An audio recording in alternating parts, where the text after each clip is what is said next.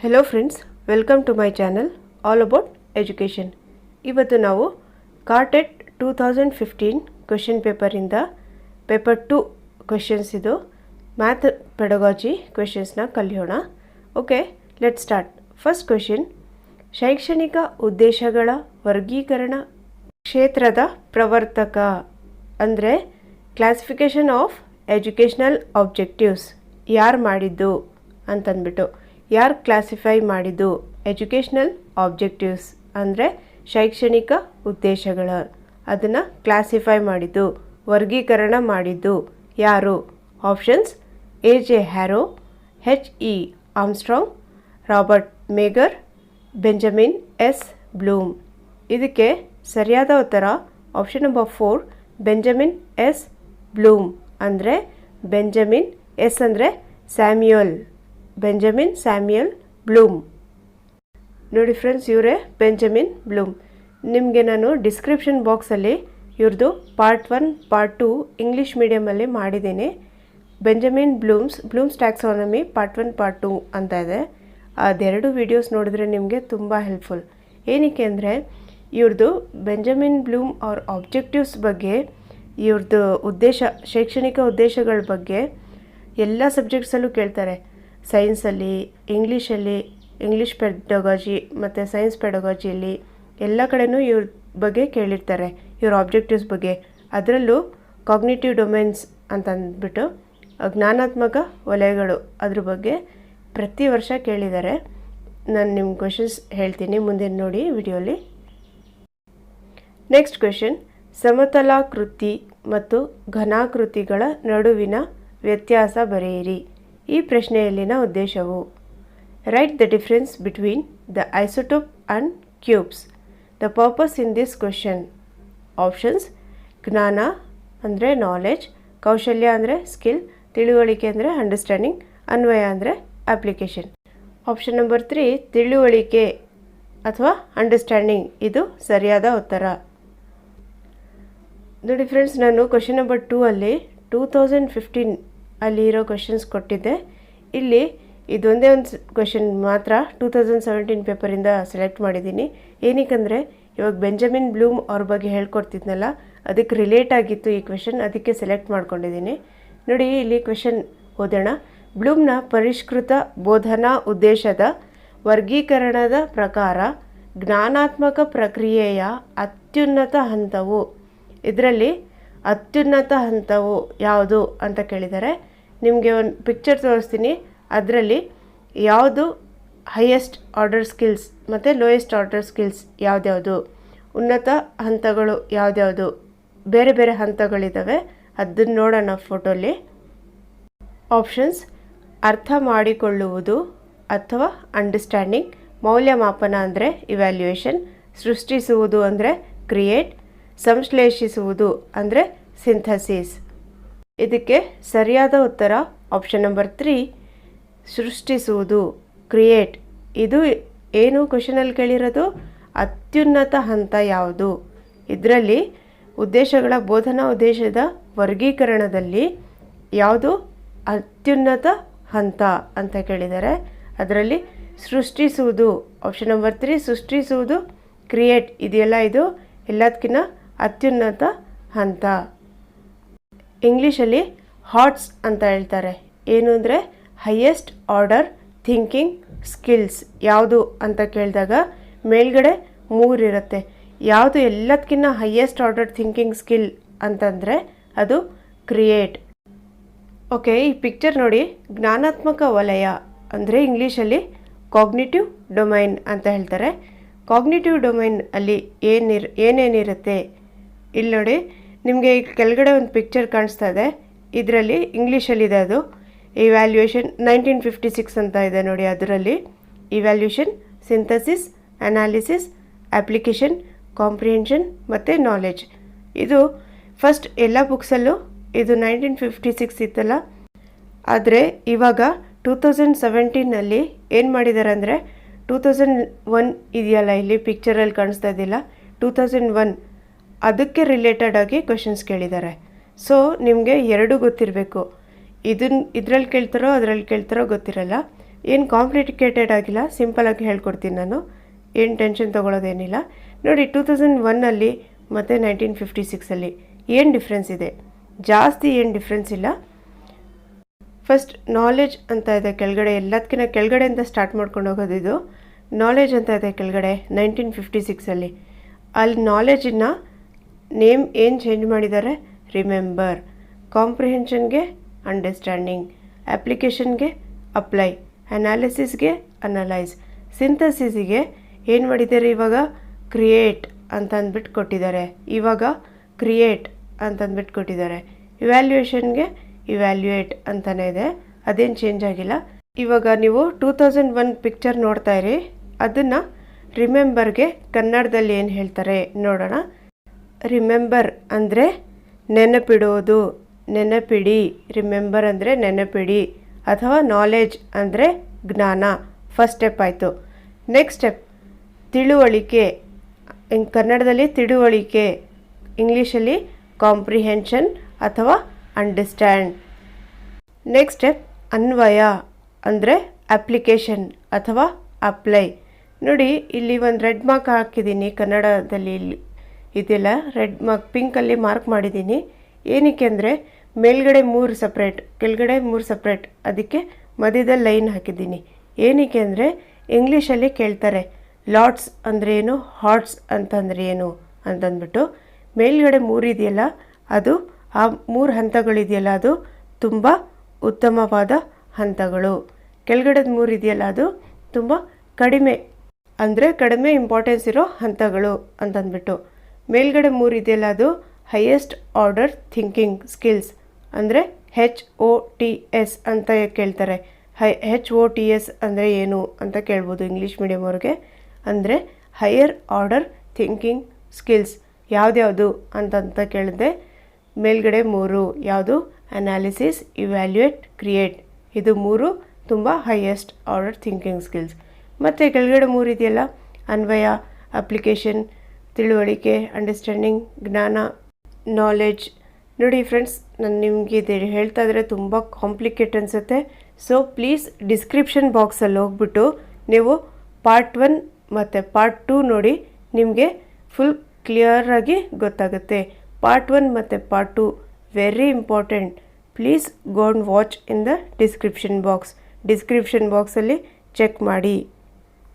ಇದು very important. ನಿಮಗೆ concept clear ಆದರೆ ಇದನ್ನು ಸೈನ್ಸಲ್ಲಿ, ಮ್ಯಾಥ್ಸಲ್ಲಿ, ಇಂಗ್ಲೀಷಲ್ಲಿ ಎಲ್ಲ ಸಬ್ಜೆಕ್ಟ್ಸಲ್ಲೂ ಕೇಳ್ತಾರೆ. ಈವನ್ ಸೋಷಿಯಲಲ್ಲಿ ಎಲ್ಲ ಸಬ್ಜೆಕ್ಟ್ಸಲ್ಲೂ ಕೇಳ್ತಾರೆ.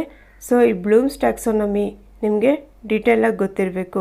ಪ್ಲೀಸ್ ಪಾರ್ಟ್ 1 ಪಾರ್ಟ್ 2 ನೋಡಿ ನೀವು. ನೋಡಿ ಫ್ರೆಂಡ್ಸ್, ಬ್ಲೂಮ್ಸ್ ಟ್ಯಾಕ್ಸಾನಮಿಯಲ್ಲಿ 3 ಡೊಮೇನ್ಸ್ ಇದೆ. ಯಾವುದ್ಯಾವುದು ಅಂದರೆ cognitive domain, affective domain, psychomotor domain. Cognitive ಅಂದರೆ ಜ್ಞಾನಾತ್ಮಕ ವಲಯ, ಅಫೆಕ್ಟಿವ್ ಅಂದರೆ ಭಾವನಾತ್ಮಕ ವಲಯ, ಸೈಕೋಮೋಟರ್ ಅಂದರೆ ಮನೋಕ್ರಿಯಜನ್ಯ ವಲಯ. ಇದ್ರ ಬಗ್ಗೆ ನಾನು ಡೀಟೇಲ್ಸು ಪಾರ್ಟ್ 1 ಮತ್ತು ಪಾರ್ಟ್ 2 ಅಲ್ಲಿ ಕೊಟ್ಟಿದ್ದೀನಿ. ಪ್ಲೀಸ್ ಡಿಸ್ಕ್ರಿಪ್ಷನ್ ಬಾಕ್ಸಲ್ಲಿ ಕೆಳಗಡೆ ಚೆಕ್ ಮಾಡಿ. ನೆಕ್ಸ್ಟ್ ಕ್ವೆಶನ್, ವಿದ್ಯಾರ್ಥಿಗಳಲ್ಲಿ ಸೃಜನಶೀಲತೆ ಮತ್ತು ಸ್ವಂತಿಕೆಗಳನ್ನು ಬೆಳೆಸುವ ಗಣಿತಶಾಸ್ತ್ರ ಬೋಧನಾ ತಂತ್ರ ಯಾವುದು? Mathematical teaching strategy that raises creativity and originality in pupils. Options: ಗೃಹ ಕೆಲಸ, ಹೋಮ್ವರ್ಕ್; ಅಭ್ಯಾಸ ಕೆಲಸ ಅಂದರೆ ಪ್ರಾಕ್ಟೀಸ್ ವರ್ಕ್; ಬುದ್ಧಿಮಂಥನ; ಮತ್ತು ನಿಯೋಜಿತ ಕೆಲಸ ಅಂದರೆ ಅಸೈನ್ಮೆಂಟ್. ನೋಡಿ ಫ್ರೆಂಡ್ಸ್, ಇದಕ್ಕೆ ಸರಿಯಾದ ಉತ್ತರ ಆಪ್ಷನ್ ನಂಬರ್ 3 ಬುದ್ಧಿಮಂಥನ. ಬುದ್ಧಿಮಂಥನ ಇದಕ್ಕೆ ಇಂಗ್ಲೀಷಲ್ಲಿ ಎಕ್ಸಾಕ್ಟ್ ವರ್ಡ್ ಏನಿದೆ ಅಂತಂದ್ಬಿಟ್ಟು ಯಾರಿಗಾದ್ರೂ ಗೊತ್ತಿದ್ದರೆ ಪ್ಲೀಸ್ ಕಮೆಂಟ್ ಮಾಡಿಬಿಟ್ಟು ಹೇಳಿ. ಕೆಳಗಡೆ ಕಮೆಂಟ್ ಬಾಕ್ಸಲ್ಲಿ ಯಾರಾದರೂ ಕಮೆಂಟ್ ಮಾಡಿ ಹೇಳಿ, ಬುದ್ಧಿಮಂಥನ ಇದಕ್ಕೆ ಇಂಗ್ಲೀಷಲ್ಲಿ ಏನು ಹೇಳ್ತಾರೆ. ನೆಕ್ಸ್ಟ್ ಕ್ವೆಶನ್, ಉದಾಹರಣೆಗಳ ಮುಖಾಂತರ ಸಮೀಕರಣವನ್ನು ಸಾಮಾನ್ಯೀಕರಿಸುವ ವಿಧಾನವೇ? ಇದಕ್ಕೆ ಇಂಗ್ಲೀಷಲ್ಲಿ ಉದಾಹರಣೆಗಳ ಮುಖಾಂತರ ಅಂದರೆ ಎಕ್ಸಾಂಪಲ್ಸ್ ಮುಖಾಂತರ ಸಮೀಕರಣವನ್ನು ಅಂದರೆ ಈಕ್ವೇಷನ್ಸ್ ಅನ್ನು ಸಾಮಾನ್ಯೀಕರಿಸುವ ವಿಧಾನ, ಎಕ್ಸ್ಪ್ಲೈನ್ ಮಾಡುವ ವಿಧಾನ ಯಾವುದು ಅಂತಂದ್ಬಿಟ್ಟು. ಸಮೀಕರಣ ಅಂದರೆ ಇಲ್ಲೇನು ಈಕ್ವೇಷನ್ಸ್ನ ಯಾವ ವಿಧಾನದಲ್ಲಿ ಟೀಚ್ ಮಾಡ್ಬೋದು ಎಕ್ಸಾಂಪಲ್ಸ್ ಮೂಲಕ ಅಂತ ಕೇಳಿದ್ದಾರೆ, ಉದಾಹರಣೆಗಳ ಮುಖಾಂತರ. ಇಲ್ಲಿ ಕ್ವಶನಲ್ಲೇ ನಮಗೆ ಆನ್ಸರ್ ಸಿಕ್ಬಿಟ್ಟಿದೆ. ಆಪ್ಷನ್ ನಂಬರ್ 1 ಅನುಗಮನ ಪದ್ಧತಿ, ಇಂಡಕ್ಟಿವ್ ಮೆಥಡ್ ಇದಕ್ಕೆ ಸರಿಯಾದ ಉತ್ತರ. ಇಲ್ಲಿ ಅನುಗಮನ ಪದ್ಧತಿ ಅಂದರೆ ಏನು, ಇಂಡಕ್ಟಿವ್ ಮೆಥಡ್ ಅಂದರೆ ಏನು, ಇಂಡಕ್ಟಿವ್ ಮೆಥಡ್ ಅಥವಾ ಅನುಗಮನ ಪದ್ಧತಿ ಅಂದರೆ ಏನು, ಎಕ್ಸಾಂಪಲ್ಸ್ ಕೊಟ್ಟು ಆಮೇಲೆ ರೂಲ್ ಹೇಳ್ಕೊಡೋದು. ಎಕ್ಸಾಂಪಲ್ಸ್ನ ಕೊಟ್ಟು ಉದಾಹರಣೆಗಳ ಕೊಟ್ಟು ಆಮೇಲೆ ನೋಡಿ ಇದು ಈ ರೂಲ್ ಅಂತಂದ್ಬಿಟ್ಟು ಯಾವುದೇ ಒಂದು ರೂಲ್ ಹೇಳ್ಕೊಡೋದು. ಅದಕ್ಕೆ ಏನು ಹೇಳ್ತಾರೆ, ಅನುಗಮನ ಪದ್ಧತಿ ಅಥವಾ ಇಂಡಕ್ಟಿವ್ ಮೆಥಡ್ ಅಂತ ಹೇಳ್ತೀವಿ. ನೋಡಿ ಫ್ರೆಂಡ್ಸ್, ನಾನಿಲ್ಲಿ ಅನುಗಮನ ಪದ್ಧತಿಯಲ್ಲಿ ಅನುಗೆ ಮಾತ್ರ ಡ್ಯಾಶ್ ಹಾಕಿದ್ದೀನಿ. ಏನಕ್ಕೆ ಅಂದರೆ ತುಂಬ ಜನಕ್ಕೆ ಅನುಗಮನ ನಿಗಮನ ಪದ್ಧತಿಯಲ್ಲಿ ಕನ್ಫ್ಯೂಸ್ ಆಗುತ್ತೆ. ಸೊ ಇಲ್ಲಿ ಒಂದು ಟ್ರಿಕ್ ನೆನಪಿಗೆ ಇಟ್ಕೊಳ್ಳಿ ನೀವು. ಅನು ಒಂದು ಹೆಸರು, ಯಾರ್ದೋ ಒಂದು ಹೆಸರು, ಅನು ಅಂತ ಒಬ್ಬರು ನಿಮ್ಮ ಫ್ರೆಂಡ್ ಇದ್ದಾರೆ. ಅವ್ರು ಏನು ಮಾಡ್ತಾರೆ, ಎಕ್ಸಾಂಪಲ್ಸ್ ಕೊಟ್ಟು ಆಮೇಲೆ ಟಾಪಿಕ್ ಹೇಳ್ಕೊಡ್ತಾರೆ, ರೂಲ್ ಹೇಳ್ಕೊಡ್ತಾರೆ. ಯಾರು, ಅನು ಅವರು ಯಾರು, ಅವರು ಇಂಡಕ್ಟಿವ್ ಮೆಥಡ್. ನೀವು ಆ ಥರ ನೆನಪಿಗೆ ಇಟ್ಕೊಳ್ಳಿ. ಇಂಡಕ್ಟಿವ್ ಮೆಥಡ್ ಅಂದರೆ ಏನು, ಎಕ್ಸಾಂಪಲ್ಸ್ ಕೊಟ್ಟು ಅನು ಅಂತ ಯಾರೋ ಒಬ್ರು ಗೊತ್ತಿದ್ದಾರೆ ನಿಮಗೆ, ಅವ್ರು ಏನು ಮಾಡ್ತಾರೆ, ತುಂಬ ಎಕ್ಸಾಂಪಲ್ಸ್ ಕೊಟ್ಟು ಆಮೇಲೆ ರೂಲ್ ಹೇಳ್ಕೊಡ್ತಾರೆ. ಎಕ್ಸಾಂಪಲ್ ಟು ರೂಲ್ ಯಾರು, ಅನುಗಮನ ಪದ್ಧತಿ. ಅನುಗಮನ ಪದ್ಧತಿ ಅಂದರೆ ಯಾರು, ಇಂಡಕ್ಟಿವ್ ಮೆಥಡ್. ನಿಮಗೆ ಬರೀ ಅನುಗಮನ ಪದ್ಧತಿ ನಿಗಮನ ಪದ್ಧತಿ ಗೊತ್ತಿದ್ದರೆ ಸಾಕಾಗಲ್ಲ. ಏನಕ್ಕೆ ಅಂದರೆ ಅನುಗಮನ ಪದ್ಧತಿ ಅನ್ನೋದು, ನಿಗಮನ ಪದ್ಧತಿ ಅನ್ನೋದು, ಇಂಡಕ್ಟಿವ್ ಡಿಡಕ್ಟಿವ್ ಅನ್ನೋದು ಇಬ್ರಿಗೂ ಬೇಕು. ಇಂಗ್ಲೀಷ್ ಮೀಡಿಯಮ್ ಮತ್ತು ಕನ್ನಡ ಮೀಡಿಯಮ್ ಇಬ್ರಿಗೂ ಬೇಕು. ಏನಕ್ಕೆ ಅಂದರೆ ಅನುಗಮನ ಪದ್ಧತಿ ಅನ್ನೋದು ಕನ್ನಡ ಪೆಡಗಾಜಿಲಿ ಬರುತ್ತೆ. ಅನುಗಮನ ಪದ್ಧತಿ ಇದು ಎಲ್ಲ ಪೆಡಗಾಜಿಲೂ ಬರುತ್ತೆ. ಇಂಡಕ್ಟಿವ್ ಮೆಥಡ್ ಡಿಡಕ್ಟಿವ್ ಮೆಥಡ್ ನಿಮಗೆ ಕನ್ನಡ ಮೀಡಿಯಮ್ ಅವರಿಗೆ ಗೊತ್ತಿರಬೇಕು. ಏನಕ್ಕೆ ಅಂದರೆ ಇಂಗ್ಲೀಷ್ ಪೆಡಗಾಜಿಯಲ್ಲಿ ಯೂಸ್ ಆಗುತ್ತೆ. ಮತ್ತು ಇಂಗ್ಲೀಷ್ ಮೀಡಿಯಮ್ ಅವ್ರಿಗೆ ಅನುಗಮನ ನಿಗಮನ ಅಂದರೆ ಗೊತ್ತಿರಬೇಕು. ಏನಕ್ಕೆ ಅಂದರೆ ಕನ್ನಡ ಪೆಡಗಾಜಿಲಿ ಬರುತ್ತೆ.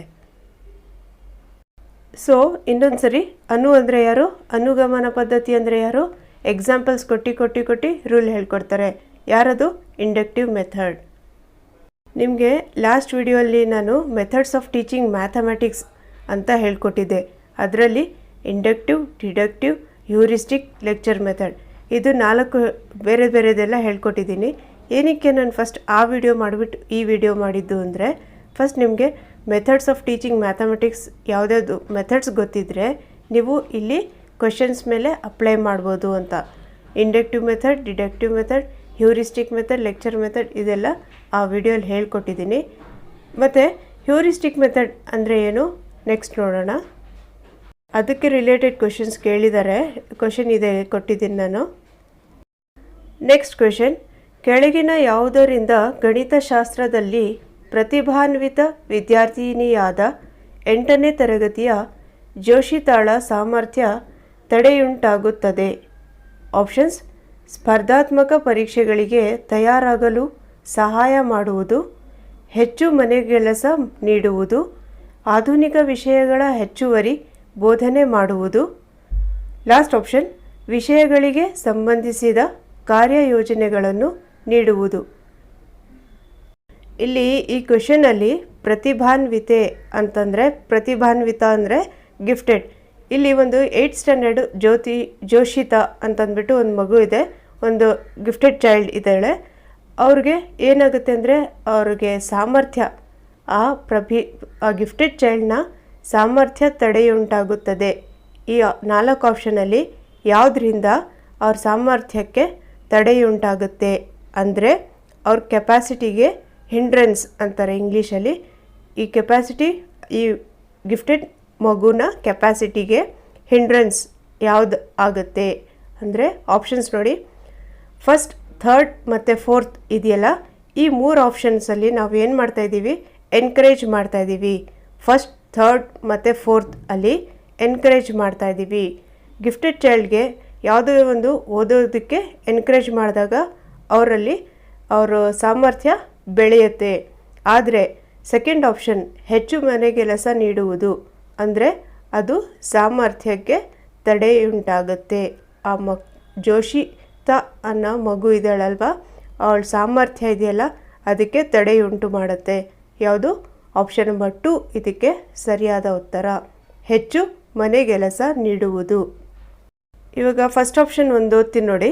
ಸ್ಪರ್ಧಾತ್ಮಕ ಪರೀಕ್ಷೆಗಳಿಗೆ ತಯಾರಾಗಲು ಸಹಾಯ ಮಾಡುವುದು. ಇವಾಗ ಯಾವುದೇ ಕಾಂಪಿಟೇಟಿವ್ ಎಕ್ಸಾಮ್ಸ್ಗೆ ನೀವು ಆ ಮಗುಗೆ ನೀವು ಸಪೋರ್ಟ್ ಮಾಡ್ತಾಯಿದ್ದೀರಾ, ಸಹಾಯ ಮಾಡ್ತಾಯಿದ್ದೀರಾ, ಅದರಿಂದ ಏನಾಗುತ್ತೆ, ಆ ಮಗುವಲ್ಲಿ ಸಾಮರ್ಥ್ಯ ತಡೆಯುಂಟಾಗುವುದಿಲ್ಲ. ಇದಕ್ಕೆ ಓನ್ಲಿ ಒಂದು ಕ್ವೆಶನ್ ನಾನು ಎಕ್ಸ್ಪ್ಲೇನ್ ಮಾಡಿದ್ದೀನಿ, ಒಂದು ಆಪ್ಷನ್ನು. ಥರ್ಡ್ ಮತ್ತು ಫೋರ್ತ್ ಆಪ್ಷನ್ ನೀವು ಓದ್ಕೊಳ್ಳಿ. Next question.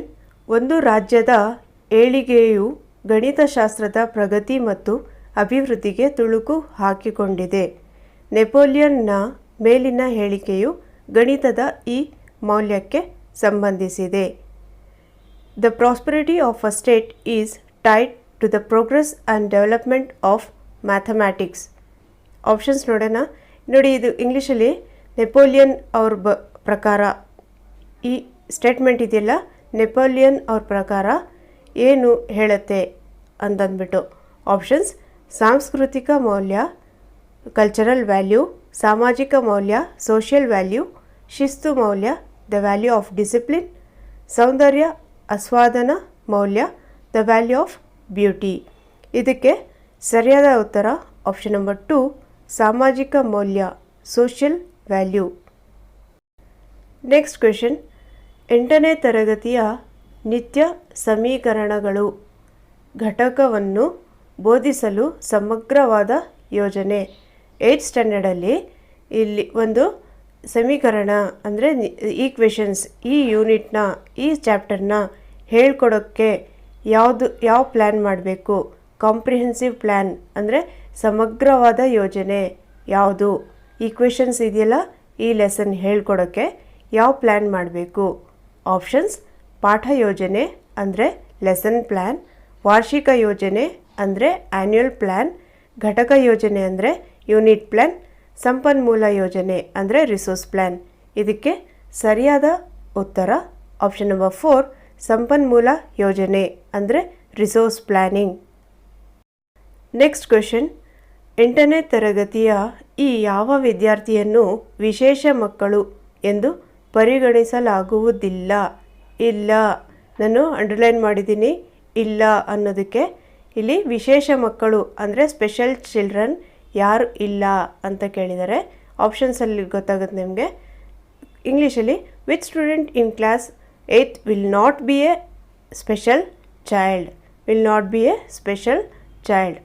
ಆಪ್ಷನ್ಸ್: ಗಣಿತದಲ್ಲಿ 100% ಗಳಿಸಿದ ವಿದ್ಯಾರ್ಥಿ, ಸಂಖ್ಯೆಗಳ ಸಂಕಲನ ಮಾಡುವುದರಲ್ಲಿ ಸಮಸ್ಯೆಗೊಳಪಟ್ಟ ವಿದ್ಯಾರ್ಥಿ, ಮಾನಸಿಕ ನ್ಯೂನತೆಗಳುಳ್ಳ ವಿದ್ಯಾರ್ಥಿ ಅಂದರೆ A student with mental disabilities, last ಅಹಂಕಾರ ಪ್ರವೃತ್ತಿ ವಿದ್ಯಾರ್ಥಿ ಅಂದರೆ ಈಗೋಯಿಸ್ಟಿಕ್ ಸ್ಟೂಡೆಂಟ್. ಇದಕ್ಕೆ ಸರಿಯಾದ ಉತ್ತರ ಆಪ್ಷನ್ ನಂಬರ್ 4, ಅಹಂಕಾರ ಪ್ರವೃತ್ತಿ ವಿದ್ಯಾರ್ಥಿ ಅಥವಾ ಈಗೋಯಿಸ್ಟಿಕ್ ಸ್ಟೂಡೆಂಟ್. ಈಗೋಯಿಸ್ಟಿಕ್ ಸ್ಟೂಡೆಂಟ್ ನೋಡಿ, ಈಗೋಯಿಸ್ಟಿಕ್ ಸ್ಟೂಡೆಂಟ್ ಅಥವಾ ಅಹಂಕಾರ ಇರೋ ವಿದ್ಯಾರ್ಥಿಗೆ ನಾವು ಸ್ಪೆಷಲ್ ಚೈಲ್ಡ್ ಅಂತ ಪರಿಗಣಿಸೋದಿಲ್ಲ, ಸ್ಪೆಷಲ್ ಚೈಲ್ಡ್ ಅಂತ ಹೇಳೋದಿಲ್ಲ. ಯಾವುದೋ ಈಗೋಯಿಸ್ಟಿಕ್ ಸ್ಟೂಡೆಂಟ್ ಅಥವಾ ಅಹಂಕಾರ ಪ್ರವೃತ್ತಿ ವಿದ್ಯಾರ್ಥಿ ಇರ್ತಲ್ಲ, ಅವ್ರಿಗೆ ನಾವು ಸ್ಪೆಷಲ್ ಚೈಲ್ಡ್ ಅಂತ ಹೇಳೋದಿಲ್ಲ, ಅವರಿಗೆ ವಿಶೇಷ ಮಕ್ಕಳು ಅಂತ ಹೇಳೋದಿಲ್ಲ. Next question. ಗಣಿತಶಾಸ್ತ್ರ ಪ್ರಶ್ನೆ ಪತ್ರಿಕೆಯ ನೀಲ ನಕಾಶೆಯಲ್ಲಿ ಪ್ರಾಮುಖ್ಯತೆಯನ್ನು ಒಳಗೊಳ್ಳದಿರುವುದು ಅಂದರೆ ಬ್ಲೂ ಪ್ರಿಂಟಲ್ಲಿ, ಗಣಿತಶಾಸ್ತ್ರದ ಮ್ಯಾಥಮೆಟಿಕ್ಸ್ ಕ್ವೆಶನ್ ಪೇಪರ್ನ ಬ್ಲೂ ಪ್ರಿಂಟಲ್ಲಿ ಇಂಪಾರ್ಟೆನ್ಸ್ ಇಲ್ಲದೆ ಇರೋದು ಯಾವುದು? ಇಲ್ಲಿ 4 ಆಪ್ಷನ್ಸ್ ಕೊಟ್ಟಿದ್ದಾರೆ. ಆಪ್ಷನ್ಸ್: ಉದ್ದೇಶಗಳು ಅಂದರೆ ಆಬ್ಜೆಕ್ಟಿವ್ಸ್, ವಿಷಯ ವಸ್ತು ಅಂದರೆ ಸಬ್ಜೆಕ್ಟ್ ಮ್ಯಾಟರ್, ಕಾಲಾವಕಾಶ ಅಂದರೆ ಟೈಮ್, ಪ್ರಶ್ನೆಯ ಪ್ರಕಾರಗಳು ಅಂದರೆ ಟೈಪ್ಸ್ ಆಫ್ ಕ್ವೆಶನ್ಸ್. ಇದರಲ್ಲಿ ಮ್ಯಾಥಮೆಟಿಕ್ಸ್ ಕ್ವೆಶನ್ ಪೇಪರ್ನ ಪ್ರಿಪೇರ್ ಮಾಡಬೇಕಾದ್ರೆ ಆ ಬ್ಲೂ ಪ್ರಿಂಟಲ್ಲಿ ಏನು ಇರಲ್ಲ, ಯಾವುದು ಒಳಗೊಳ್ಳದಿರುವುದು. ಅದಕ್ಕೆ ನಾನು ಡ್ಯಾಶ್ ಅಂಡರ್ಲೈನ್ ಮಾಡಿದ್ದೀನಿ, ಒಳಗೊಳ್ಳದಿರುವುದು ಯಾವುದು? ಇಲ್ಲಿ ಆಪ್ಷನ್ ನಂಬರ್ 3, ಕಾಲಾವಕಾಶ ಟೈಮ್ ಇದೆಯಲ್ಲ, ಇದು ಮೆನ್ಷನ್ ಮಾಡಿರಲ್ಲ. ಇದಕ್ಕೆ ಯಾವುದೇ ಒಂದು ಬ್ಲೂ ಪ್ರಿಂಟ್ ಆಗಿರಲಿ ಅದರಲ್ಲಿ ಆಬ್ಜೆಕ್ಟಿವ್ಸ್ ಇರುತ್ತೆ, ಸಬ್ಜೆಕ್ಟ್ ಮ್ಯಾಟರ್ ಇರುತ್ತೆ, ಟೈಪ್ಸ್ ಆಫ್ ಕ್ವಶನ್ಸ್ ಅಂದರೆ 1 ಮಾರ್ಕ್ಸ್ ಕ್ವಶನ್, 2 ಮಾರ್ಕ್ಸ್ ಕ್ವಶನ್ ಅಥವಾ ಮಲ್ಟಿಪಲ್ ಚಾಯ್ಸ್ ಕ್ವಶನ್ಸ್ ಇರುತ್ತೋ ಅಥವಾ ಡಿಸ್ಕ್ರಿಪ್ಟಿವ್ ಟೈಪ್ ಕ್ವಶನ್ಸ್ ಇರುತ್ತೋ ಆ ಥರ ಮೆನ್ಷನ್ ಮಾಡಿರ್ತಾರೆ. ಪ್ರಶ್ನೆಗಳ ಪ್ರಕಾರಗಳು ಅಂತ ಇದೆಯಲ್ಲ ಅದು ಟೈಪ್ಸ್ ಆಫ್ ಕ್ವಶನ್ಸ್. ಅದು ಇದಕ್ಕೆ ಸರಿಯಾದ ಉತ್ತರ ಆಪ್ಷನ್ ನಂಬರ್ 3 ಕಾಲಾವಕಾಶ, ಟೈಮ್. Okay, last question. ಬೋಧನಾ ವಿಧಾನಗಳನ್ನು ಅವುಗಳ ಪ್ರಕ್ರಿಯೆಗಳೊಂದಿಗೆ ಕೆಳಗಿನ ಮಾಹಿತಿಯನ್ನಾಧರಿಸಿ ಹೊಂದಿಸಿರಿ. ಇಲ್ಲಿ ನಾನು ಕರೆಕ್ಟ್ ಆನ್ಸರ್ಸ್ ಕೊಟ್ಬಿಟ್ಟಿದ್ದೀನಿ. ನಿಮಗೆ ಹೊಂದಿಸಿ ಬರೀರಿ ಅಂತಂದ್ಬಿಟ್ಟು ಕೊಟ್ಟಿದ್ರು ಕ್ವೆಶನ್ ಪೇಪರಲ್ಲಿ. ನಾನಿಲ್ಲಿ ಕರೆಕ್ಟ್ ಆನ್ಸರ್ ಕೊಟ್ಟಿದ್ದೀನಿ. ಓಕೆ, ವಿಧಾನ ಅಂದರೆ ಏನು? ಮೆಥಡ್. ಪ್ರಕ್ರಿಯೆ ಅಂದರೆ ಪ್ರೋಸೆಸ್. ಯಾವ ಮೆಥಡಲ್ಲಿ ಏನು ಪ್ರೋಸೆಸ್ ಇರುತ್ತೆ ಅಂತಂದ್ಬಿಟ್ಟು ಮ್ಯಾಚ್ ದ ಫಾಲೋಯಿಂಗ್ ಕೊಟ್ಟಿದ್ರು. ಇದು 2015 ಕರ್ನಾಟಕ TET ಪೇಪರಿಂದ ತಗೊಂಡಿರೋ ಕ್ವಶನ್ಸ್ ಇದು. ಓಕೆ, ಫಸ್ಟ್ ಅನುಗಮನ ಅಂತ ನಾನು ಇವಾಗಲೇ ಹೇಳಿಕೊಟ್ಟೆ ನಿಮಗೆ. ಅನುಗಮನ ಅಂದರೆ ಯಾರು? Inductive method. ಅನುಗಮನ ವಿಧಾನದಲ್ಲಿ ಏನು? ಎಕ್ಸಾಂಪಲ್ಸ್ ಕೊಟ್ಟು ಆಮೇಲೆ ರೂಲ್ ಹೇಳ್ಕೊಡ್ತಾರೆ. ಯಾರು? ಅವ್ರು ಏನು ಮಾಡ್ತಾರೆ? ಎಕ್ಸಾಂಪಲ್ಸ್ ಕೊಟ್ಟು ರೂಲ್ಸ್ ಹೇಳ್ಕೊಡ್ತಾರೆ. ಯಾವುದು ಅನುಗಮನ ವಿಧಾನ ಅಂದರೆ ಇಂಡಕ್ಟಿವ್ ಮೆಥಡ್. ಅದು ನಿರ್ದಿಷ್ಟತೆಯಿಂದ ಸಾಮಾನ್ಯತೆ ಎಡೆಗೆ ಹೋಗೋದು. ನಿರ್ದಿಷ್ಟತೆ ಅಂದರೆ ಸ್ಪೆಸಿಫಿಕ್ ಟು ಜನರಲ್. ಸಾಮಾನ್ಯತೆ ಜನರಲ್. ಸ್ಪೆಸಿಫಿಕ್ ಇಂದ ಜನರಲ್ಗೆ ಹೋಗೋದು.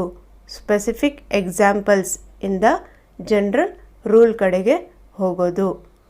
ಇಲ್ಲಿ ನಿರ್ದಿಷ್ಟತೆ ಅಂತಂದರೆ ಇಂಗ್ಲೀಷಲ್ಲಿ ಸ್ಪೆಸಿಫಿಕ್ ಅಂತ ಹೇಳ್ತಾರೆ. ನಿಮ್ಮ ಕನ್ನಡ ಮೀಡಿಯಮ್ ಆಗಿರಲಿ, ನೀವು ಇಂಗ್ಲೀಷ್ ಮೀಡಿಯಮ್ ಆಗಿರಲಿ, ಎರಡೂ ಗೊತ್ತಿರಬೇಕು. ಏನಕ್ಕೆ ಅಂದರೆ ಇದು ಕನ್ನಡ ಮೀಡಿಯಮ್ ಅವ್ರಿಗೆ ಇಂಗ್ಲೀಷ್ ಪೆಡಗಾಜಿಲಿ ಯೂಸ್ ಆಗುತ್ತೆ. ಇಂಗ್ಲೀಷ್ ಕಲ್ತ್ಕೊಂಡ್ರೆ ನೀವು ನೋಡಿ, ಇಲ್ಲಿ ಸ್ಪೆಸಿಫಿಕ್ ಅಂತಂದರೆ ನಿರ್ದಿಷ್ಟತೆ ಕಡೆಯಿಂದ, ಜನರಲೈಸೇಷನ್ ಅಂದರೆ ಅದು ಸಾಮಾನ್ಯತೆ ಕಡೆಗೆ, ಸಾಮಾನ್ಯ ಕಡೆಗೆ ಅಂದರೆ ಜನರಲೈಸೇಷನ್ ಕಡೆಗೆ. ಸ್ಪೆಸಿಫಿಕ್ ಅಂದರೆ ನಿರ್ದಿಷ್ಟತೆ, ಸಾಮಾನ್ಯ ಕಡೆಗೆ ಅಂದರೆ ಜನರಲೈಸೇಷನ್. ಸ್ಪೆಸಿಫಿಕ್ಕಿಂದ ಜನರಲೈಸೇಷನ್ ಅಂದರೆ ಅಥವಾ ಎಕ್ಸಾಂಪಲ್ಸ್ ಇಂದ ರೂಲ್ ಕಡೆಗೆ ಹೋಗೋದು ಇಂಡಕ್ಟಿವ್ ಮೆಥಡ್. ಇದು ಯಾವುದು? ನಿಗಮನ ಅಥವಾ ಅನುಗಮನ? ಯಾವುದು? ಅನುಗಮನ ಅಂದರೆ ಇಂಡಕ್ಟಿವ್ ಮೆಥಡ್. ಅನುಗಮನ ಅಂದರೆ ಇಂಡಕ್ಟಿವ್ ಮೆಥಡ್. ಸ್ಪೆಸಿಫಿಕ್ ಎಕ್ಸಾಂಪಲ್ಸ್ ಇಂದ ರೂಲ್ಸ್ ಕಡೆಗೆ ಹೋಗೋದು ಅಥವಾ ಸ್ಪೆಸಿಫಿಕ್ ಇಂದ ಜನರಲೈಸೇಷನ್ ಅಥವಾ ನಿರ್ದಿಷ್ಟತೆಯಿಂದ ಸಾಮಾನ್ಯದ ಕಡೆಗೆ ಹೋಗೋದು. ಓಕೆ, ಇವಾಗ ಸೆಕೆಂಡ್ ಪಾಯಿಂಟ್ ನೋಡಿ. ನಿಗಮನ ಅಂದರೆ ಡಿಡಕ್ಟಿವ್ ಮೆಥಡ್. ನಿಗಮನ ವಿಧಾನ ಅಂದರೆ ಡಿಡಕ್ಟಿವ್ ಮೆಥಡ್. ಇದೇನಾಗುತ್ತೆ? ಸಾಮಾನ್ಯದಿಂದ ನಿರ್ದಿಷ್ಟತೆ ಎಡೆಗೆ ಅಂದರೆ ಜನರಲ್. ಸಾಮಾನ್ಯ ಅಂದರೆ ಜನರಲೈಸೇಷನ್ ಅಥವಾ ಜನರಲ್ ಟು ಸ್ಪೆಸಿಫಿಕ್. ನಿರ್ದಿಷ್ಟತೆ ಅಂದರೆ ಸ್ಪೆಸಿಫಿಕ್. ಜನರಲ್ ರೂಲ್ ಕಡೆಯಿಂದ ಸ್ಪೆಸಿಫಿಕ್ ಎಕ್ಸಾಂಪಲ್ಸ್ಗೆ ಹೋಗೋದು. Rule two examples. ರೂಲ್ ಹೇಳ್ಕೊಟ್ಟು ಆಮೇಲೆ ಎಕ್ಸಾಂಪಲ್ಸ್ ಕೊಡೋದು. ಇವಾಗ ಯೂಶ್ವಲಿ ಮ್ಯಾಥಮೆಟಿಕ್ಸಲ್ಲಿ ನಿಗಮನ ವಿಧಾನ ಯೂಸ್ ಮಾಡ್ತಾರೆ, ಅಂದರೆ ಡಿಡಕ್ಟಿವ್ ಮೆಥಡ್ ಯೂಸ್ ಮಾಡ್ತಾರೆ. ಮ್ಯಾಥ್ಸಲ್ಲಿ ಯಾವುದೋ ಒಂದು ಥಿಯರಮ್ ಇರುತ್ತೆ, ಯಾವುದೋ ಒಂದು ಫಾರ್ಮುಲಾ ಇರುತ್ತೆ. ಆ ಫಾರ್ಮುಲಾ ಹೇಳ್ಕೊಟ್ಬಿಟ್ಟು ಆಮೇಲೆ ಆ ಫಾರ್ಮುಲಾ ಹಾಕ್ಕೊಂಡು ಎಕ್ಸಾಂಪಲ್ಸ್ನ ಮೆನಿ ಪ್ರಾಬ್ಲಮ್ಸ್ನ ಸಾಲ್ವ್ ಮಾಡ್ತೀವಿ. ಅದು ಡಿಡಕ್ಟಿವ್ ಮೆಥಡ್.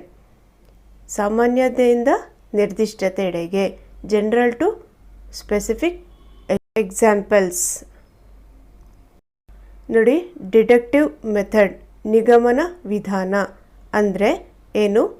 ಜನರಲೈಸೇಷನ್ ಇಂದ ಎಕ್ಸಾಂಪಲ್ಸ್ ಕಡೆಗೆ ಹೋಗೋದು. ಜನರಲೈಸೇಷನ್ ಇಂದ ಎಕ್ಸಾಂಪಲ್ಸ್ ಕಡೆಗೆ ಅಥವಾ ರೂಲ್ ಇಂದ ಎಕ್ಸಾಂಪಲ್ಸ್ ಕಡೆಗೆ. ಜನರಲೈಸೇಷನ್ ಅಥವಾ ಎಕ್ಸಾಂಪಲ್ಸ್ ಕಡೆಗೆ. ಜನರಲೈಸೇಷನ್ ಇಂದ ಸ್ಪೆಸಿಫಿಕ್ ಎಕ್ಸಾಂಪಲ್ಸ್ ಕಡೆಗೆ. ಕನ್ನಡದಲ್ಲಿ ಸಾಮಾನ್ಯದಿಂದ, ಜನರಲೈಸೇಷನ್ ಅಂದರೆ ಸಾಮಾನ್ಯದಿಂದ ನಿರ್ದಿಷ್ಟತೆ ಎಡೆಗೆ, ಸ್ಪೆಸಿಫಿಕ್ ಕಡೆಗೆ. ನಿರ್ದಿಷ್ಟತೆ ಎಡೆಗೆ. ಯಾವುದು? Deductive method. Next third point ನೋಡಿ, ಇಲ್ಲಿ ವಿಶ್ಲೇಷಣಾತ್ಮಕ ಅಂದರೆ ಇಂಗ್ಲೀಷಲ್ಲಿ ವಿಶ್ಲೇಷಣಾತ್ಮಕ ಅಂದರೆ ಅನಾಲಿಸಿಸ್. ಗೊತ್ತಿಲ್ಲದಿರುವುದರಿಂದ ಗೊತ್ತಿರುವ ಕಡೆಗೆ. Unknown to known, from unknown to known. Analysis ಅಂದರೆ ಫ್ರಮ್ ಅನ್ನೋನ್ ಟು ನೋನ್. ಏನು?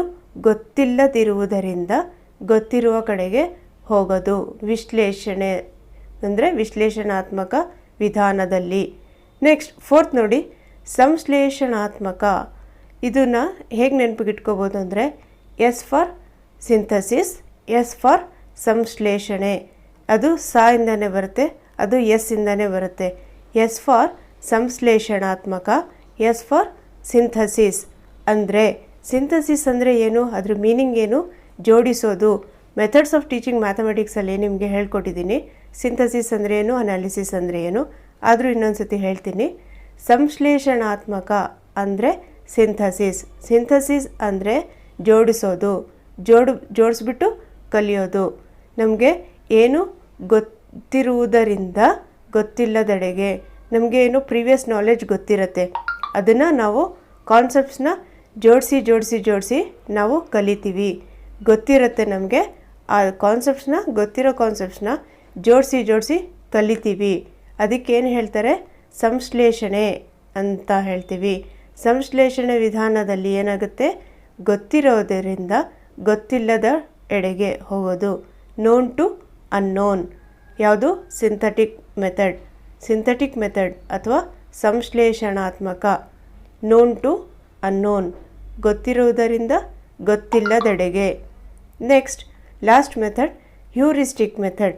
ಹ್ಯೂರಿಸ್ಟಿಕ್ ಮೆಥಡ್ ಅಲ್ಲಿ ಅಂತಂದರೆ ಶಿಕ್ಷಕ ಕೇಂದ್ರಿತ. ಹ್ಯೂರಿಸ್ಟಿಕ್ ಅಂತಂದರೆ ಏನು? ನಾನು ಡಿಸ್ಕವರ್ ಮಾಡಿಬಿಟ್ಟೆ